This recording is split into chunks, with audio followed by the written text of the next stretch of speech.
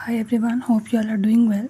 In this video, I will show how to enable or disable typing sound or sound and vibration of keyboard on Galaxy S25.